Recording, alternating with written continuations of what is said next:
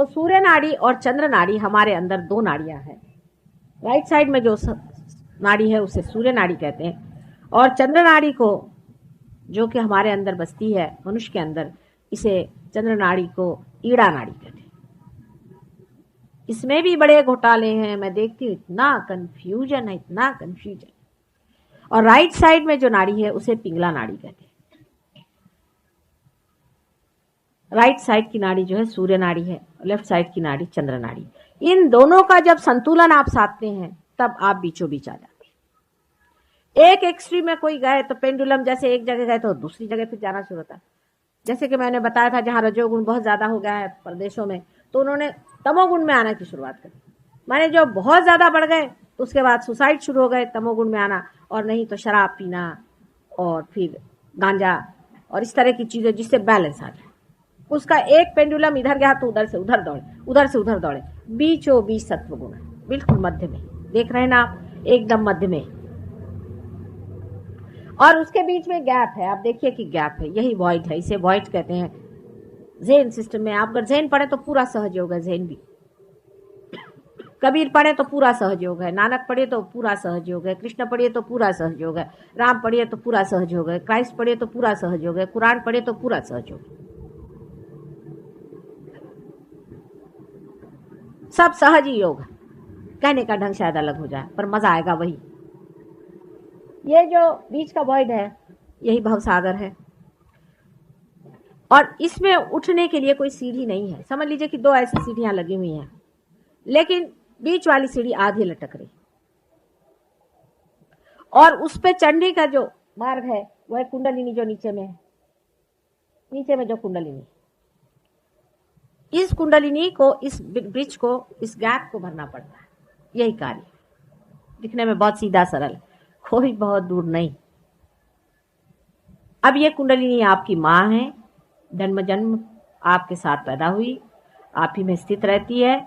मृत्यु के बाद भी जीवात्मा के साथ ऊपर में आत्मा और कुंडलिनी दोनों साथ ही साथ उसके साथ भटकते रहते हैं। ये हर समय आपके अंदर स्थित रहती है, और यही आपके पास्ट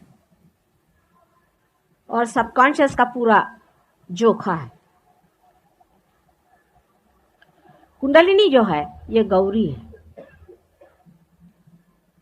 यानी ये महाकाली का एक पार्ट है। देखिए आप, महाकाली का एक पार्ट है। बीज की शक्ति जिसे हम सृजनात्मक शक्ति, उत्क्रांति की शक्ति कहते हैं, या जिसे हम एवोल्यूशनरी शक्ति कहते हैं, या जिसे महालक्ष्मी की शक्ति कहते हैं, वो ये शक्ति नहीं है।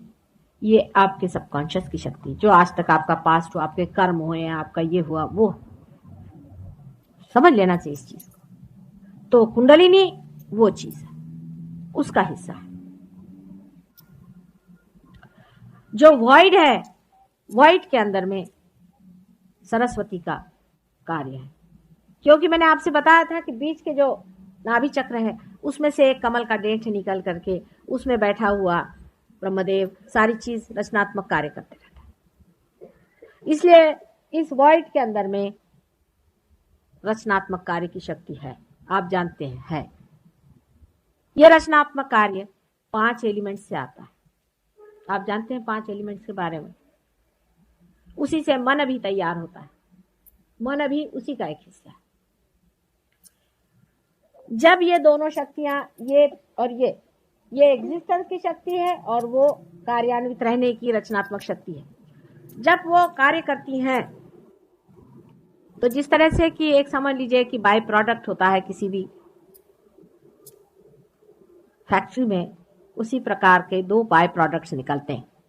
एक बाय प्रोडक्ट ऊपर जो लेफ्ट साइड से ऊपर चढ़ता है वो इस साइड में आ जाता है, राइट साइड में, उसे सुपर ईगो कहते हैं।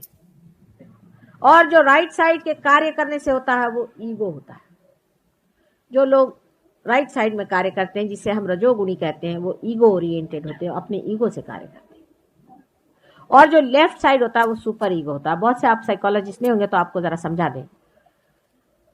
जैसे कि एक बच्चा है, माँ की गोद में दूध पी रहा आराम से, वो आराम से आनंद में, उस वक्त में उसकी माँ उसको हटाती, तो उसका ईगो जागृत होता है। वो कहता है कि ये क्या कर दिया, मन में उसको गुस्सा चलता है, तो उसकी माँ उसे डांटती, अरे नहीं करती, सुपर ईगो जम गया। कोई करने की इच्छा होना ईगो से होती है, और जब उस पर दबाव आता है वो शक्ति सुपर ईगो की होती है। हमारे अंदर इस प्रकार दो संस्थाएं बनती हैं, ईगो और सुपर ईगो। एक चीज से तो हम कहते हैं कि इसको हम करके दिखाएंगे, और दूसरी चीज से हम कहते हैं कि नहीं भाई ये नहीं करेंगे, ये हमारे बाप कह गए थे अच्छा नहीं, ये इसमें फायदा नहीं होगा, नहीं करना चाहिए। अब जरूरी नहीं कि बाप अच्छा ही कह गए होंगे, कभी कभी अच्छा भी कहते हैं, कभी कभी बुरा भी कह जाते हैं। इस तरह की दो शक्तियां हमारे अंदर काम करती हैं। या ऐसा समझ लीजिए कि एक से हमारी इच्छा शक्ति है और दूसरे से हमारी रचना शक्ति। रचना शक्ति और इच्छा शक्ति अगर बराबर आ जाए, या जिसे कहिए कि ईगो और सुपर ईगो दोनों अगर बराबर में आ जाए, तो आप देख सकते हैं कि कुंडलिनी का उठना कितना आसान हो जाएगा, क्योंकि सर का बोझा जो है एक जैसा हो जाएगा, बीच में से कुंडलिनी आसानी से निकल जाएगी। इसीलिए संतुलन की बहुत जरूरत है। मैं संतुलन ही पे बोल रही हूँ, बार बार घूम घाम करके संतुलन पे आती हूँ। अगर आपके अंदर संतुलन नहीं है तो कुंडलिनी जागृत होकर के ब्रह्मरंध्र से नहीं निकलेगी। संतुलन का एस्टैब्लिश होना बहुत जरूरी है, और उस संतुलन के लिए ही मैं आप लोगों से कहती हूँ कि आप लेफ्ट से राइट पिटाइए, क्योंकि ईगो यहाँ पर बढ़ गया है। समझ लीजिए पूरा ईगो है, यहाँ के बलून ईगो ने दबा दिया है सुपर ईगो को नीचे। तो आपसे मैं कहती हूँ कि आप इस तरह से ऊपर उठाइए, तो ऊपर ईगो उठेगा और ईगो नीचे आ जाएगा। फिर आप उठाइए, फिर आप करिए, धीरे धीरे करते करते ये हो जाएगा कि बीचों बीच आ जाएगा। वो भी मेरी और हाथ करना पड़ेगा, नहीं तो आपका हाथ से थोड़ी कुछ उठने वाला। जैसे बीच में आ जाएगा, कुंडलिनी उठ के खट से ऊपर चले जाएगी। अब कुंडलिनी सब जानती है, समझती है, आपका सब उसको पास मालूम है। आपने जो गलतियां करी, जो कुछ भी आपने अपने साथ जातियां करी है, जैसे आप किसी गुरु के पास गए, कुंडलिनी आपकी जानती, उठेगी नहीं, फ्रोजन कुंडलिनी। इसीलिए आपने देखा होगा कि किसी ने बताया मेरे गुरु थे तो मैं सर पकड़ के बैठ जाती कि गई कुंडलिनी काम से, अब तो हाथ जोड़ो इनको भैया। अब क्या करें? अब लोगों को ये लगता है कि माता जी क्यों गुरुओं को बुरा कहते हैं, क्योंकि अगर तुम्हारी कुंडलिनी उन्होंने फ्रीज कर दी तो मैं आपका क्या करूंगी। और दूसरा ये कि आपका क्या होगा, कितना सर्वनाश है। सोचो, आप ही सोचो कि आपका कोई उद्धार नहीं हो सकता, आप पार नहीं हो सकते, जन्म जन्मांतर तक नहीं हो सकते। और ये कहने पर भी लोग कहते हैं कि नहीं हमारे गुरु तो बड़े अच्छे। फिर सोचते हैं क्या इन पे एकदम भूत बाधा है क्या? कितना भी कोई परेशान करे, कुछ भी तकलीफें हो, सारा शरीर भी टूट जाए, हार्ट से भी मर जाए, तो भी वाह हमारे गुरु बड़े अच्छे। इसका कारण क्या? इसका कारण एक ही सीधा सरल बैठता है कि कोई ना कोई आपके ऊपर पकड़ है।